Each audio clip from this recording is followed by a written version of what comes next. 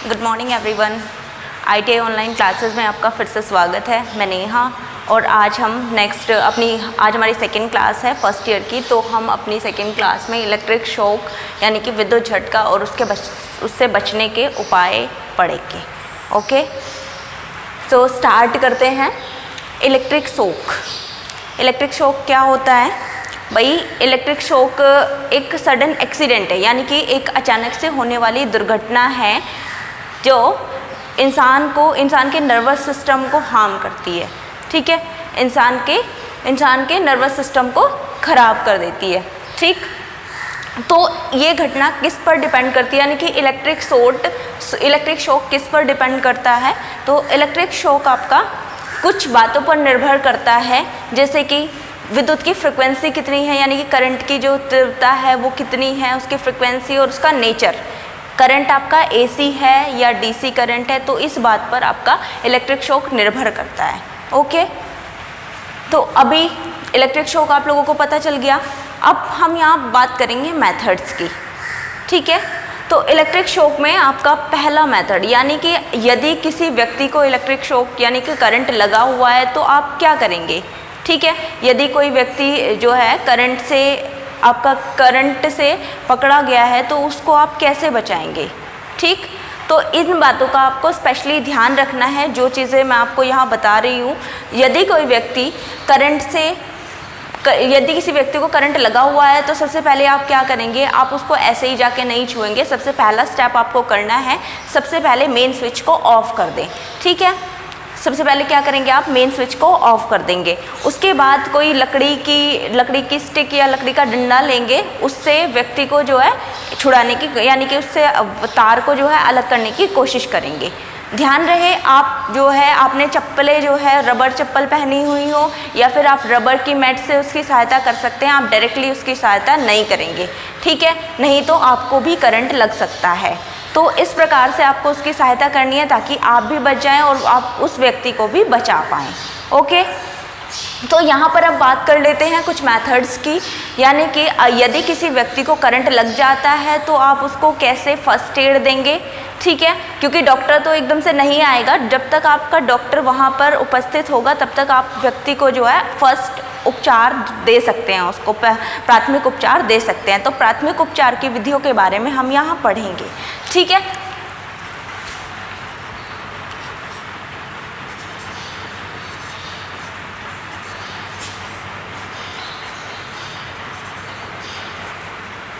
प्राथमिक उपचार।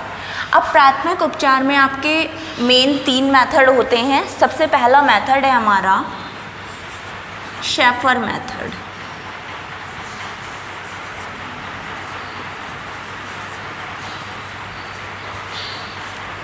ठीक है, शेफर मेथड। तो इस मेथड के अनुसार क्या होता है भाई? जो व्यक्ति होता है आपका, उसको आप पेट के बल लिटाते हैं और ध्यान रहे सबसे पहले जब आप व्यक्ति को लिटा रहे हैं उसके कपड़ों को आप ढीला कर लें। ठीक है, उसके कपड़े जो है थोड़ा सा उसके पीठ से और पेट से उसके कपड़े जो है आप ढीला कर लें, उस व्यक्ति को लिटा दें और आप उसके व्यक्ति के साइड में बैठकर घुटनों के बल अपने हाथों को उसकी पीठ पर इस प्रकार रखेंगे, अपने हाथों को फैलाएंगे ताकि आपका अंगूठा मिला रहे और उसकी पसलियों के पास अपने दोनों हाथों को फैलाएंगे। ठीक है, उसके बाद आप अपने दोनों हाथों से उस व्यक्ति को पुश करने की कोशिश करेंगे, आप खुद को आगे की तरफ झुका के। ठीक है, एंड देन इसमें व्यक्ति जब तक सांस लेने की कोशिश करेगा, मतलब आप क्या करेंगे? जब तक इस विधि को अपनाते रहेंगे या जब तक आप उस व्यक्ति को पुश करते रहेंगे, बहुत ज़्यादा तेज़ पुश नहीं करेंगे, धीरे धीरे उस व्यक्ति को पुश करेंगे आप। ठीक है, जब तक व्यक्ति को सांस लेने में आसानी ना हो तब तक आप इस विधि को अपनाते रहेंगे। ठीक है भाई,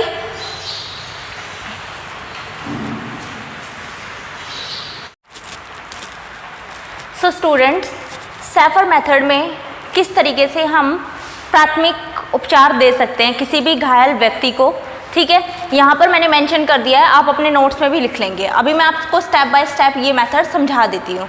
ओके, तो देखिए पहले हम क्या करेंगे, सबसे पहले व्यक्ति के कपड़ों को ढीला कर लें, यानी कि सैफर मेथड के अकॉर्डिंग हम क्या करेंगे, सबसे पहले जो व्यक्ति होगा, जो घायल व्यक्ति होगा, उसके कपड़ों को क्या करेंगे, ढीला कर लेंगे, ठीक है, ताकि हम उसको जो फर्स्ट एड दे रहे हैं उसमें आसानी हो।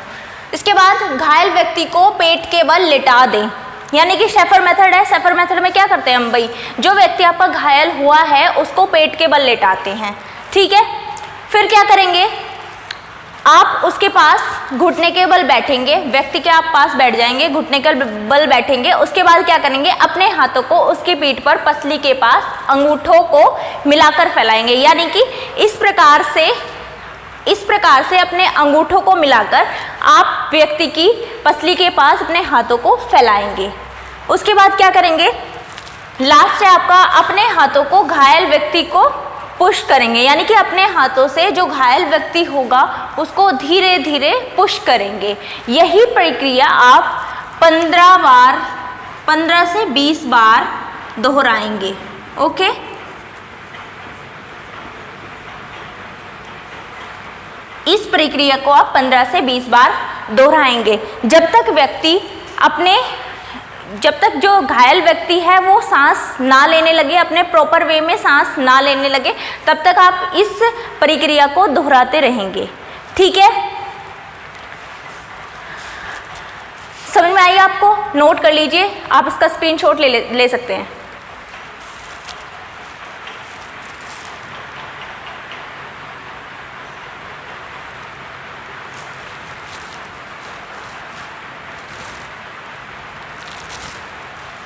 इसके बाद है आपका सेलिवेस्टर मेथड, ठीक है।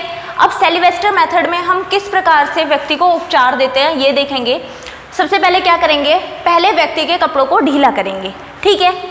सबसे पहले मतलब कोई भी व्यक्ति को करंट लग जाता है तो सबसे पहले भाई आपके उसके जो कपड़े हैं उन पे आपको ध्यान देना चाहिए, उसके शूज़ उतारें और उसके कपड़ों को जो है ढीला कर दें, ठीक है।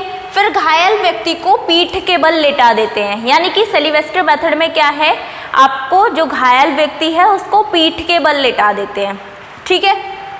उसके बाद उस व्यक्ति को कंधों के नीचे एक तकिया रखते हैं, यानी कि उस व्यक्ति के कंधों के नीचे आप क्या रखते हैं, एक तकिया रखते हैं, तथा उसका जो मुंह रहता है उसको आप नीचे की तरफ झुका देते हैं और उसकी जीभ को बाहर निकाल देते हैं, ठीक है।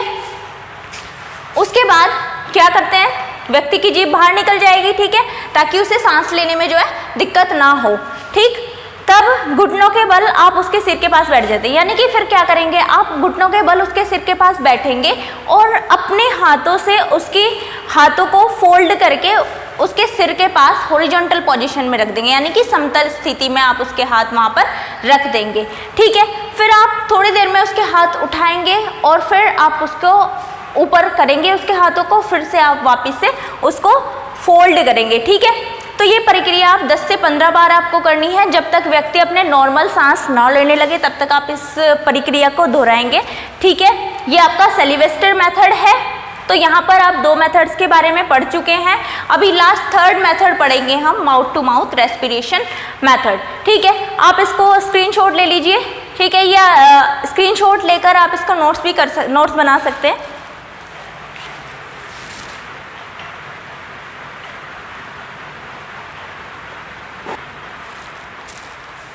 इसके बाद आता है आपका mouth to mouth respiration method. ये बहुत फेमस मेथड है, ठीक है। इसका आज के टाइम में काफ़ी यूज़ किया जाने लगा है और यही मेथड मोस्टली यूज़ किया जाता है, ये फेवरेट है, ठीक है। एग्जाम में भी इससे क्वेश्चन पूछा जाता है कि आपका सबसे बेस्ट मेथड आर्टिफिशियल रेस्पिरेशन का सबसे बेस्ट मेथड कौन सा है, तो ये आपका बेस्ट मेथड माना जाता है, ठीक है। आर्टिफिशियल रेस्पिरेशन का ये बेस्ट मेथड माना जाता है, ठीक है। अभी मैंने आपको सेलिवेस्टर मेथड पढ़ाया और सैफर मेथड पढ़ाया, ठीक है। उसके चित्र भी आपको शो हुए वहाँ पर, किस तरीके से हम किस तरीके से हम फर्स्ट एड देते हैं घायल व्यक्ति को।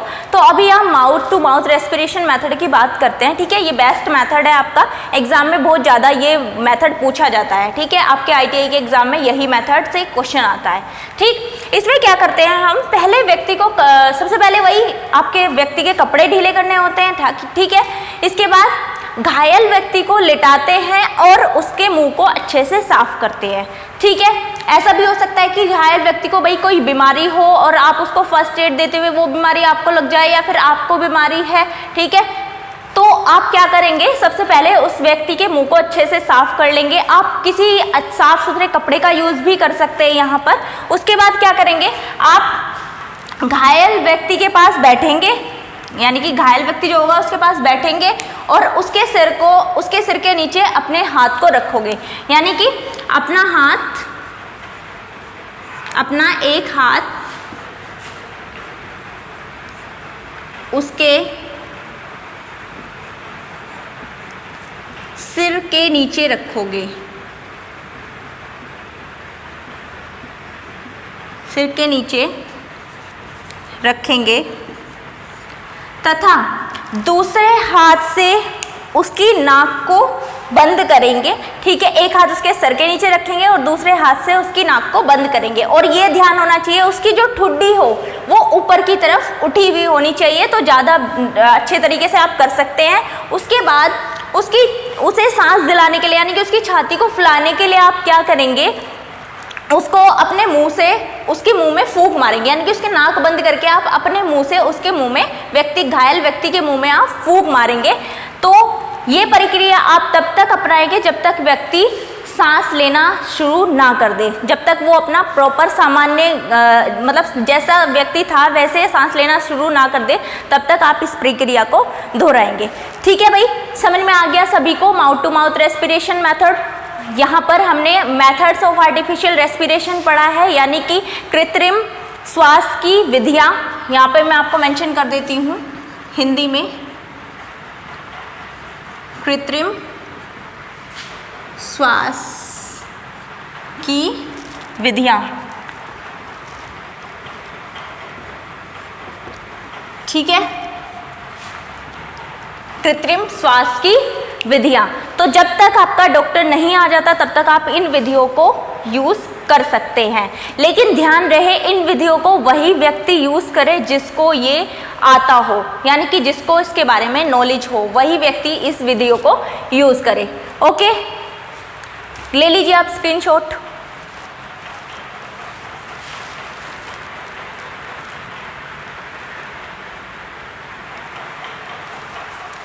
अब बात करते हैं हम सेफ्टी साइंस की। ठीक है, सेफ्टी साइंस आपके 4 प्रकार के होते हैं, तो पहले हम पढ़ लेते हैं मैंडेटरी साइंस। फर्स्ट ये है आपके क्या, सेफ्टी साइन। ठीक है, पहला हम पढ़ते हैं मैंडेटरी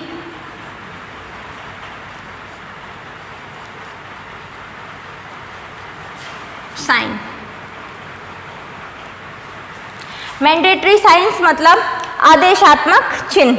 ठीक है, मैंडेटरी साइन मतलब आदेशात्मक या अनिवार्य चिन्ह।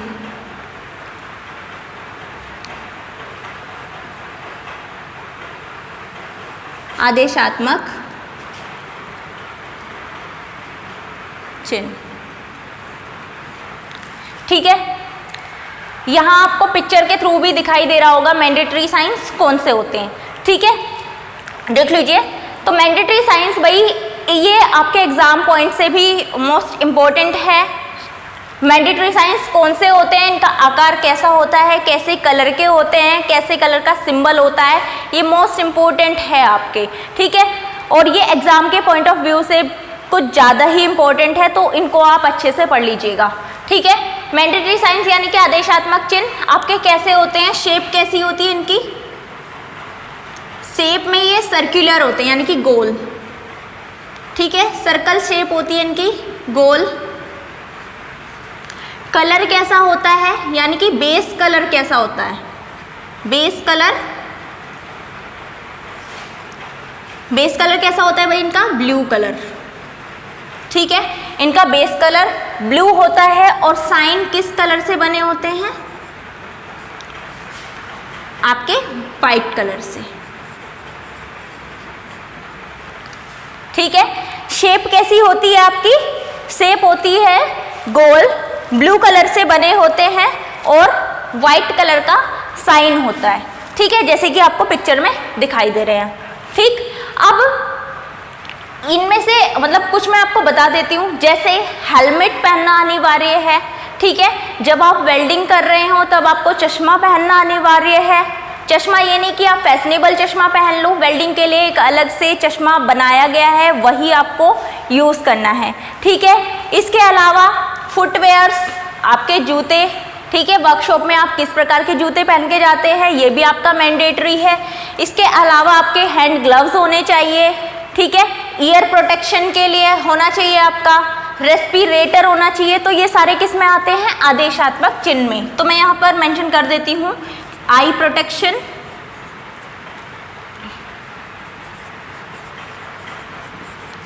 आई protection, year protection,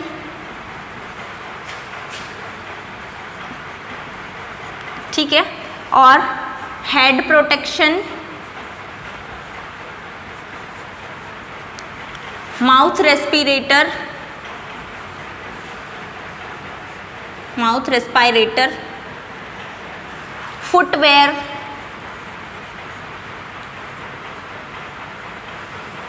and rubber gloves, ठीक है। ये सारे किस में आते हैं? रबर ग्लव्स ETC, और भी होते हैं आपके, ठीक है। ये सारे किस में आते हैं? आपके मैंडेटरी साइंस में आते हैं, ठीक है। स्क्रीनशॉट ले लीजिए आप लोग।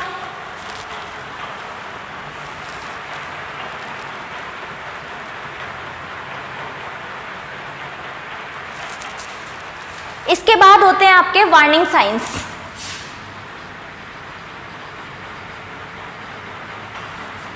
वार्निंग साइन,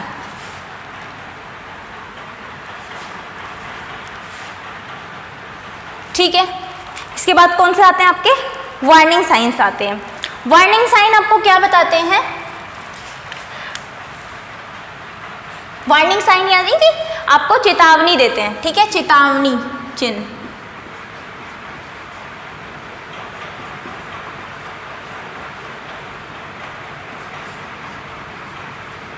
ठीक है, इन्हें बोलते हैं क्या? चेतावनी चिन्ह, ठीक है। आपको जो वार्निंग देते हैं, मान लो आपको कहीं इलेक्ट्रिक शॉक से खतरा है, आपके कहीं कोरेसिव सब्सटेंस से खतरा है, ठीक है, तो ये सारी चीज़ें ये आपको बताते हैं। वार्निंग साइंस कैसे होते हैं? शेप में, आकृति कैसी होती है? शेप यानी कि आकृति,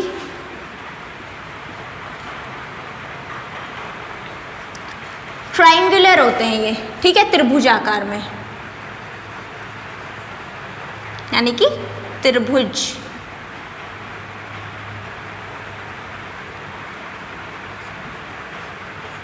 ठीक है। अब कलर कैसा होता है? बेस कलर, बेस कलर इनका पीला, येलो, बेस कलर आपका येलो होता है। इसके बाद सिंबल्स और बॉर्डर, यानी कि साइन और बॉर्डर किस कलर का बना होता है भाई? ब्लैक, काले, ठीक है, ब्लैक मतलब काला रंग का, ठीक है। तो इसमें कौन कौन से साइंस आपके आते हैं? इसमें आते हैं आपके रिस्क ऑफ फायर, लिख लीजिए, एग्जाम्पल में लिख लीजिए, जैसे कि रिस्क ऑफ फायर, ठीक है, लेजर बीम, अगला है कोरोसिव सब्सटेंस, यानी कि जहरीला पदार्थ, ठीक है। तो ये सारे खतरे के सिंबल्स आपके हैं, ठीक है, ये आपके वार्निंग साइंस में आते हैं। समझ में आई आपको बात? इसके अलावा और भी एग्जाम्पल हो सकते हैं, ये मैंने आपको 2-3 ही दिए हैं। रिस्क ऑफ एक्सप्लोजन भी हो सकता है,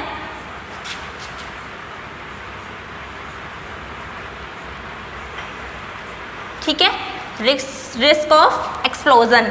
तो ये सभी आप नोट कर लीजिए, ये मोस्ट इम्पोर्टेंट है, आपको मैंने पहले ही बता दिया था, ठीक है। और बाकी आपका डायग्राम में दिया हुआ है सारा, वो देख लीजिए।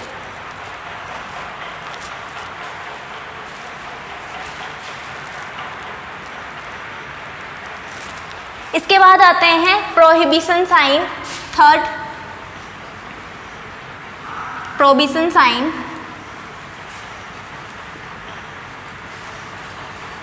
ठीक है, इनको बोलते हो आप निषेधात्मक चिन्ह, निषेधात्मक चिन्ह। ठीक है, तो ये निषेधात्मक चिन्ह में आप कैसे होते हैं भाई, ये आकार में आपके गोल होते हैं, गोल में क्रॉस होता है। ठीक है, शेप किस प्रकार की होती है, गोल होते हैं, डायग्राम में देख लीजिए, गोल होते हैं और इसमें क्रॉस बना होता है। ठीक है, गोल में एक क्रॉस का सिंबल बना होता है। ठीक है, कलर कैसा होता है भाई, क्रॉस और गोल का कलर तो रेड होता है, क्रॉस और गोल का कलर तो रेड होता है, और सिंबल जो है वो आपका ब्लैक कलर से बना होता है। साइन किससे, ब्लैक कलर से बना होता है। ठीक है, बेस का कलर इसका वाइट होता है, बेस कलर कैसा होता है, वाइट। ठीक है, बेस कलर कैसा होता है इसका, वाइट होता है। ठीक, अब इसमें आपके क्या क्या एग्जाम्पल में आप क्या आ जाते हैं, आपके यहाँ पे एग्जाम्पल देख लीजिए, जैसे नो स्मोकिंग यानी कि जलने का खतरा, धूम्रपान निषेध। ठीक है, आपने देखा होगा लिखा रहता है ये। ठीक है, क्या लिखा रहता है, धूम्रपान निषेध, है ना। ये आपका आग लगने का खतरा, आग लगना या जलना। ठीक है, ये सारा क्या है आपका प्रोहिबिशन साइंस में आता है। ठीक है, मैंने सभी की इमेजेस यहाँ पर बताई हैं आप लोगों को, तो इमेजेस से आप ये सिंबल्स बना लेंगे सभी अपनी कॉपी में एंड नोट कर लीजिएगा, ये बहुत इम्पोर्टेंट है। ठीक,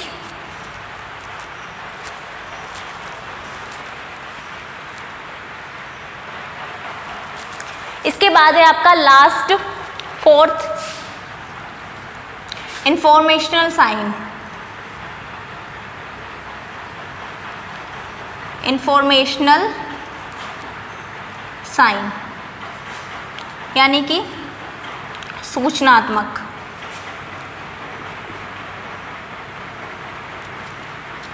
सूचनात्मक चिन्ह। ठीक है, सूचनात्मक चिन्ह में कैसा होता है इसका बैकग्राउंड कलर, बैकग्राउंड कलर कैसा होता है, ग्रीन, हरा। ठीक है, और सिंबल यानी कि साइन का जो कलर होता है वो होता है वाइट, सफ़ेद। कहाँ पर देखा है, ये आपका फर्स्ट एड बॉक्स पे होता है। ठीक है, और हॉस्पिटल में होता है। ठीक है, हॉस्पिटल और फर्स्ट एड किट पर बना होता है, फर्स्ट एड किट। ठीक है, कहाँ पर, हॉस्पिटल और फर्स्ट एड किट पर बना होता है। ठीक है, तो आज हमने क्या पढ़ा, बेसिक सेफ्टी पढ़ी तथा आर्टिफिशियल रेस्पिरेशन के मेथड्स पढ़े। ठीक है, ये आपके एग्जाम पॉइंट ऑफ व्यू से बहुत इंपॉर्टेंट होने वाले हैं, तो हर एक चीज़ आपको मैंने स्टेप बाय स्टेप बताई है, इनको आप नोट कर लीजिएगा और इनको रिवीजन में आप लेकर आइए। ठीक है, इससे पहले मैंने जो सिलेबस की वीडियो बनाई है और इससे पहले आपका एक और टॉपिक हो चुका है, उसका जो आपको अगर वो वीडियो चाहिए तो इसके डिस्क्रिप्शन में आपको वो वीडियो का लिंक मिल जाएगा। ओके, धन्यवाद।